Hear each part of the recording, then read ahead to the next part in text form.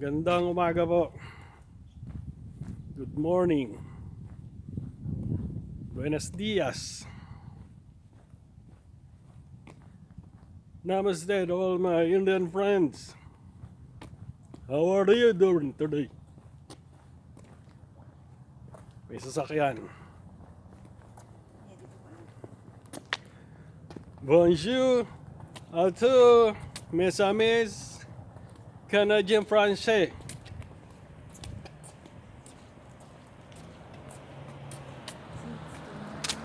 Hindi po kami, naglalakad po kami. Nagdadalhin po sa bahay ng isang hipag ko. Ayan po ang mga kasama ko ngayon. Pinag-exercise ko. At walang mga ka-exercise sa katawan nila. Tiningnan pa nila ako ng sabay ng hindi nyo narinig ang sinabi nila. Kasi wala naman silang microphone. Wala rin naman ako microphone. Ang ganda ng mga bulaklak niya. Oh. Ayun po yung mga bulaklak. Yan. Nakantay sa araw. Yung puno na yan, napakaganda. Oh. Tignan mo kung open yung shortcut natin dyan, Mia. Pagka po nandadaya kami sa exercise namin, shortcut kami.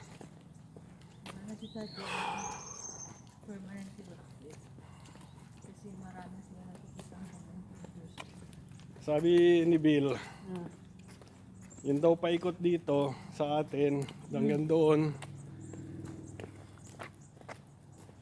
May helicopter. Ikot ka ng Teramore, Pican, balik dito. 1 miles daw yan. Nasukat na niya, kalalakad niya. Ayos yung BMW niya. Wala namang garahe. Aba, dalawa. Wala naman siyang garahe. Tig-isa sila ng BMW. Wala namang mga garahe. So what for? Parang sa Doña Aurora lang. Ayan po, nakikita nyo. Ayun yung isa, papaliko na. Yun. BMW. Yun naman yung isa. Mag-asawa po yan, tig-isang BMW. Pero wala silang garahe. Magdadala po kami ng ampalayang hinarvest. Tsaka ng ano yung niluto mo? Dilis, daing. May misa.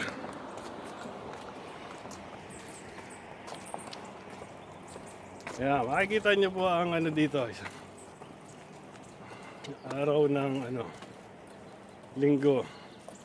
Ngayon po ay 5th of October. Unang weekend ng October. Sunday, Domingo, Linggo. Kita nyo naman yung mga nakapark na yan. Kita nyo ba mga yan? Oh. Mazda, Mercedes, BMW, Toyota. Para din pong Doña Aurora dito. Ayan, oh, haba niya. Hanggang doon pa po yan, oh. Oh. Ito. Ford. Ito, Porsche. Acura. Jeep. Volkswagen. Ang lalaki ng bahay niyang mga yan. Wala silang garahe.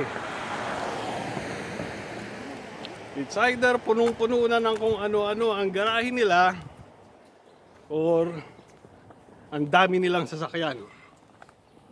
Hindi na kasya sa garahe nila. Lapit na po kami sa bahay ng hipag ko. Walking distance lang po yung isang bahay ng hipag ko dito sa amin.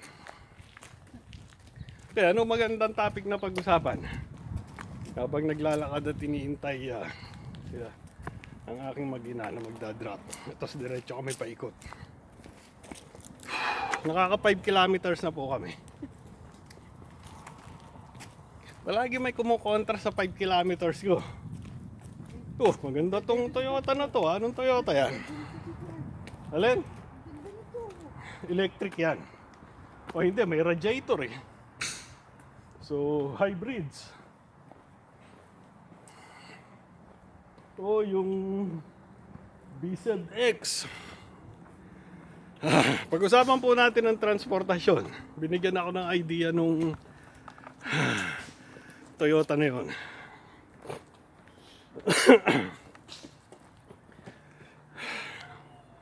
Transportasyon sa Pilipinas, dito sa US, sa Canada. US, Canada, marami pong mga private vehicles. Kanya-kanya. May pusa ba dyan? Ito yung isang Mia. Nakikinig ka ba? Ano, hindi mo na ako naririnig ano? Ito nga yung phone. Hindi ka na naman nakikinig. Palagi ko pong napapagalitan to kasi hindi nakikinig. Akala mo palagi may sariling daigdig. Shorts. Mabalik tayo sa transportasyon. Yan. Haharap ako sa araw. Medyo malamig-lamig po kaya naka-long sleeves na naman ako. Nung bago-bago po ako sa Canada, naranasan ko po mag-bus. 3 years bago ako nakabili ng sasakyan ko doon. Dito po sa Amerika, hindi ko pa po nararanasan mag-bus. So naranasan ko po mag-bus isang beses sa LA. At ayoko na pong ulitin. Kung bakit, i-PM nyo na lang po ako. Ngayon, sa Canada, 3 years akong nag-bus. Kasi wala naman tricycle din doon, tsaka jeep katulad dito sa US. Walang tricycle, walang jeep. Walang habal-habal. Ngayon, may bus sila, transit system. Dito sa kinaroroonan namin meron, pero sa 16 years ko dito, 15 years, tila 3 pa lang beses ako nakakita ng bus. At Mia, andito siya, oh. Yung pumpusa, hinahanap ng anak ko. Ang bus po sa Canada, katulad din dito, nalaman ko, kahit di pa ako nakakapag-bus, is may schedule, may oras, may time. Hindi sila katulad sa atin na nag-uuna-unahan na makakuha ng pasahero, hindi po ganun. Minsan, every 10 minutes, every 15, 20, 25 minutes, pinakamatagal po is every 45 minutes. Dumadating ang bus. May mga ruta po silang kanya-kanya. Eksakto po palagi yun. Nalilate sila mga 1-2 minutes lang. Pero palagi silang eksakto. At hindi ko po naranasan tumayo sa bus sa Canada. At ang isa pong nakakatawag napansin ko doon, yung oras ng pasok ko sa trabaho, 6:30. So, nag-aabang ako ng bus ng 6. Yung bus ng 6 a.m., palagi ko na sasakyan. Nakilala ko na yung mga pasahero. Sila't sila din, pati yung kung saan sila nakaupo, tuwing sasakay ako, napapansin ko, sila din yung nakaupo doon, every day. Isang beses, nahuli ako, na-late ako ng gising. Ang inabutan kong bus, yung 6:15. Pagsakay ko ng bus, iba na ang mga tao. Hindi ko mga kilala. Hindi yung mga tao na sa bus ng 6. Sabi ko, tsaka doon ko na-realize na, talagang on time sila palagi. Kasi kung sino yung mga pasahero ng 6:15, doon sila. Sino yung pasahero ng mga 6 a.m., doon sila. Na-realize ko lang nung malate ako na iba ang mga tao. Iba na yung mga pasahero. Kasi nga, 6:15 yung nasakyan ko na bus. Doon sa 6 a.m., magkakakilala na kami lahat kasi araw-araw kami magkakasama at 6 a.m. Ganon ka-efficient at ka-precise ang transport system ng Canada. Pag naiba ka ng oras, iba na yung mga mukha. Natawa nga ako dun eh. Nakakatawa para sa akin kasi noon bago pa lang ako, pero sa kanila yun ang normal. At tulad nga nung sinabi ko, hindi ko naranasan na tumayo sa bus doon. Alam nila, alam ng Transportation Ministry kung gaano karami ang pasahero ng oras na yon at ilang bus ang kailangan sa oras na yon na tumakbo. Kaya may mga oras na every 5 minutes, every 10 minutes ang dating ng bus. Depende sa influx ng mga pasahero. Sana ganun din sa Pilipinas, di ba? Pero nakakalungkot. Yung ikauunlad ng transportation natin, saan napupunta? Ayoko nang sabihin, alam na nating lahat kung saan napupunta. Kaya nga, nakakalungkot. Isang beses nasira. Ito pa isa.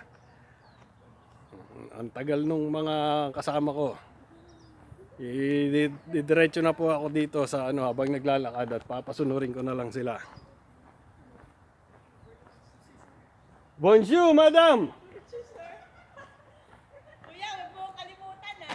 Of course. Sweetheart, iikot na ako doon. Abangan nyo na lang ako doon sa kabila. Iikot ako ng pagano. Abangan nyo ako doon sa kabila at matutuyuan akong pawis. Ngayon. Na-stuck po yung asawa ko pakipag-usap doon sa hipag ko. Pinagpapawisan ako. Ayoko matigil yung pawis ko. Balik tayo doon sa nasira. Masarap dito, maganda dito sa lugar na iikutan ko. Mabalik po tayo dun sa nasiraan, yung bus na sinasakayan ko, nung panahon na nagbabas pa ako. Alam nyo, ang nasira, yung pinto sa gitna ayaw bumukas. Para sa kanila, delikado na yon. Pero may pinto pa naman sa harapan, di ba? Tumabi ang bus. Hindi na dumiretso ng biyahe niya. Naka-stay kami lahat sa loob ng bus. May dumating na mobile ng pulis, dalawa, inescortan sa likod, sa harapan. Nakailaw para makita ka agad na may naka-emergency na bus sa tabi. Tinawagan agad nila ang police department. 10-15 minutes, ito na ang bus na lilipatan namin. Walang laman yun, galing sa istasyon. Mayroon po silang mga standby na bus na ganun. Para sa mga emergency. Lipat kami doon sa dumating na bus. May escort pa mga pulis yun para sa safety. Takbo. Ngayon, ang tanong namin, kasi mga 10-15 minutes kami naghintay nung kapalit na bus eh. Paano ngayon, malilate? First time ko yun eh. First time kong makaranas ng ganun. Malilate tayo sa trabaho. Magandang tanong. Sabi nung isang kausap ko na Canadian, huwag kang mag-alala. Pagbaba mo, may bibigay na stub sa iyo yung driver. Ando na lahat ng information. Ibibigay mo lang yun sa employer mo. Na patunay na nasira, nagkaroon ng trouble yung sinasakay mong bus, kaya ka na late sa work. Kumpleto bayad mo nun. Ganun po sila doon. Kahit malate kayo ng ilang oras, pero 10-15 minutes lang naman kami na late. Kumpleto na po yung supporting documents nila para wag mabawasan ang sweldo nyo. Sana ganun din sa Pilipinas. And once again, nakakalungkot pagka kinukumpara natin. Dahil sa mga kurakot nating politiko na hanggang ngayon ibinoboto pa rin natin. Kaya nga sabi ko doon sa isang vlog ko, tayong mga Pilipino ubod ng tatanga. And I mean it, kasama po ako doon. Hindi ko nilalahat, pero halos lahat ng Pilipino tayo saksakan ng tatanga nating lahat. At nung doon pa po ako nakatira dyan sa Pilipinas, normal sa akin yung sitwasyon dyan kasi hindi ko pa nararanasang tumira sa ibang lugar at may kumpara. Sasabihin naman ng mga iba nating kababayan, akala mo kung sino kang nakatira sa ibang lugar, ganyan na ang tingin mo sa Pilipinas. Hindi ba dapat gawin nating modelo para umunlad tayo, mawala yung korupsyon, hindi yan puro paninira, yung utak talangka natin na pag may sumikat ibabagsak natin, may umunlad, umasenso, may inggit tayo, sisiraan natin. Wala pong ganyan dito. Sinusuportahan nila. Ay, nakakalungkot. Meron pa nga ako, isa pa. Nung bago-bago pa lang ako sa Canada, may naging kabady ako.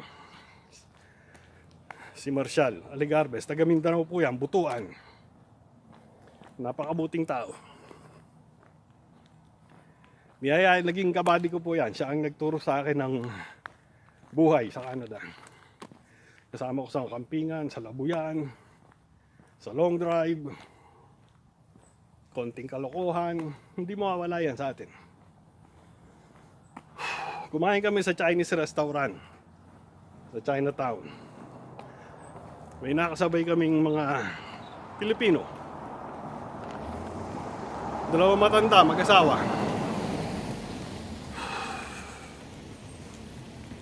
Binati ni Marshall, kakilala pala ni Marshall. Of course, matagal na siya dun. Sila 80s pa lang, nandun na siya eh. May edad po siya sa akin.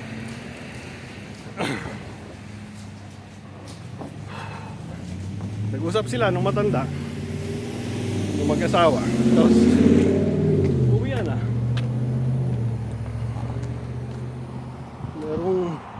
Meron na naman pong tumitingin sa akin na dumaan na sa sasakyan na driver. May driver na matandang puti. Titig na titig. Nagtataka sa ginagawa ko. Nag-usap sila, uwi na. Kasabay din namin pag-uwi yung dalawang matanda. Naglakad sa parking lot. Ang daming parking lot. Kawayan. Good night. Tapos, nung tumatakbo na kami ng kaibigan ko, sabi ng kaibigan ko, kilala mo ba yan? Sabi ko, hindi. Alam mo naman, bago lang ako dito. Congressman yun, kumbaga sa atin. Si Dr. Ray Pagtakhan. Siya ang minister ng Foreign Affairs. Sabi ko, minister? Tapos siya lang mag-isa, at saka yung asawa niya naglalakad, wala pa siyang driver. Sabi ni Marshall, ganyan dito, nakakapaglakad nang walang bodyguard ang mga politician. Hindi katulad sa atin sa Pilipinas na hindi sila makalakad mag-isa ng solo na walang bodyguard. Nakita mo naman, nasa dilim pa yung sasakyan nila. Sa dilim na kapark. Ang tagal nung mag-ina ko ah. Kaya sila napunta. Well,